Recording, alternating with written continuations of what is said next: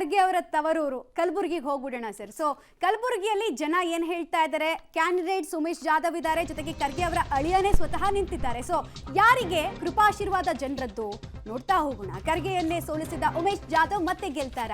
ಉಮೇಶ್ ಜಾಧವ್ ಅವರು giant killer ಆಗಿದ್ರು last time 2019 election ನಲ್ಲಿ. ಬಿಕಾಸ್ ಮಲ್ಲಿಕಾರ್ಜುನ್ ಖರ್ಗೆ ಅವರು ಸೋಲಿಲ್ಲದ ಸರದಾರ, ಅವ್ರನ್ನೇ ಈ ಕ್ಷೇತ್ರದಲ್ಲಿ ಸೋಲಿಸಿ. ಸೊ ಈ ಸಲ ಏನ್ ಕತೆ ಹಾಗಾದ್ರೆ, ಗ್ರೌಂಡ್ ರಿಯಾಲಿಟಿ ಏನ್ ಹೇಳ್ತಾ ಇದೆ, ಮಾರ್ಜಿನ್ ಏನು, ಜನ ಏನನ್ನ ಬಯಸಿದ್ದಾರೆ, ಜೊತೆಗೆ ಗೆಲ್ಲೋ ಸಾಧ್ಯತೆ ಯಾರ್ದು?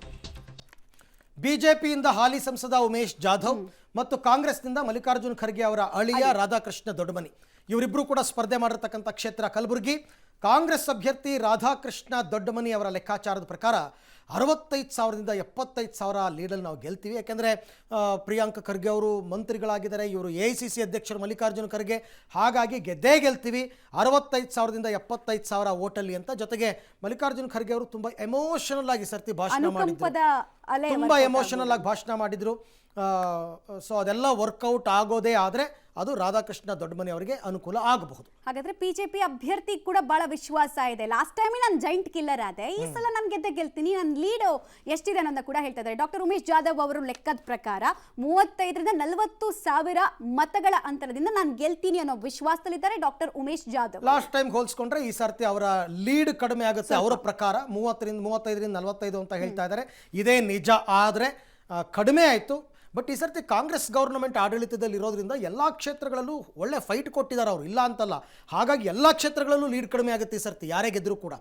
ಸೊ ಕಾಂಗ್ರೆಸ್ ಕಾರ್ಯಕರ್ತರ ಲೆಕ್ಕ ಇರತಕ್ಕಂಥದ್ದು ರಾಧಾಕೃಷ್ಣ ದೊಡ್ಡಮನಿ ಅವರು ಗೆಲ್ತಾರೆ, ಗೆಲುವಿನ ಅಂತರ 45,000 ಇರುತ್ತೆ ಅಂತಕ್ಕಂಥ ಲೆಕ್ಕಾಚಾರವನ್ನ ಕಾಂಗ್ರೆಸ್ ಕಾರ್ಯಕರ್ತರು ಹಾಕೊಂಡು ಕೂತಿದ್ದಾರೆ. ಬಿಜೆಪಿ ಕಾರ್ಯಕರ್ತರದ್ದು ಲೆಕ್ಕ ಇದೆ. ಅವ್ರು ಹೇಳ್ತಾ ಇದ್ದಾರೆ ನಮ್ ಕ್ಯಾಂಡಿಡೇಟ್ ಗೆಲ್ಲೋದ್ರಲ್ಲಿ ಯಾವುದೇ ಡೌಟ್ ಇಲ್ಲ, ಬಟ್ ಗೆಲುವಿನ ಲೀಡ್ ಇದೆಯಲ್ಲ ಅದೊಂದು 34,000 ಹತ್ರ ಬಂದು ನಿಂತ್ಕೊಳ್ಬಹುದು ಅಂತ ಅವ್ರ ಪ್ರೆಡಿಕ್ಷನ್. ಖಂಡಿತ, ಅದು ಕೂಡ ಮೀಸಲು ಕ್ಷೇತ್ರ ಆಗಿರೋದ್ರಿಂದ ಈ ಸರ್ತಿ ಲೆಕ್ಕಾಚಾರ. ಗ್ರೌಂಡ್ ರಿಪೋರ್ಟ್ ಬೇರೆ ಹೇಳ್ತಾ ಇದೆ.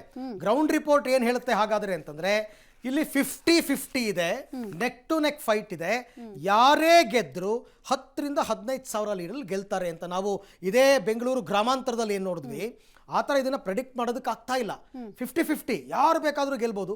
10ರಿಂದ 15,000 ಲೀಡ್ ಅಥವಾ ಅದಕ್ಕಿಂತಲೂ ಕಡಿಮೆ ಆದರೂ ಆಶ್ಚರ್ಯ ಪಡೋ ಹಾಗಿಲ್ಲ. ಫೋಟೋ ಫಿನಿಶ್ ರಿಸಲ್ಟ್ ಬರಬಹುದು. ಖಂಡಿತ ಫೋಟೋ ಫಿನಿಶ್ ರಿಸಲ್ಟ್ ಬರುತ್ತೆ. ಒಂದು ಸುತ್ತಲ್ಲಿ ಇವರು, ಮತ್ತೊಂದು ಸುತ್ತಲ್ಲಿ ಅವರು, ಅವ್ರ ಮುನ್ನಡೆ ಇವ್ರ ಮುನ್ನಡೆ, ಇವೆಲ್ಲ ಇದ್ದೇ ಇರುತ್ತಲ್ಲ. ಸೊ ಇದೆಲ್ಲವೂ ಕೂಡ ಇದ್ದೇ ಇದೆ.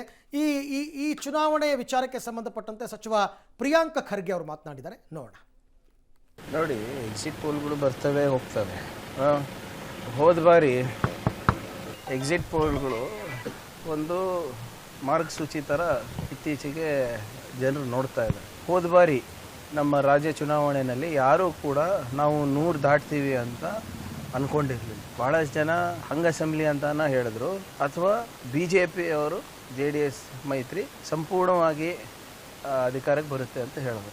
ಎಲ್ಲರೂ ಭಾಳ ಜನ BJP ನಾಯಕರು ಸೂಟ್ ಕೂಡ ಹೊಲಿಸ್ಕೊಂಡಿದ್ರು. ಆದರೆ ಏನಾಯಿತು, ಜನರ ಎಕ್ಸಿಟ್ ಪೋಲ್ ಇಸ್ ಇಂಪಾರ್ಟೆಂಟ್. ಈಗ ಇನ್ನೇನು 48 ತಾಸಿದೆ.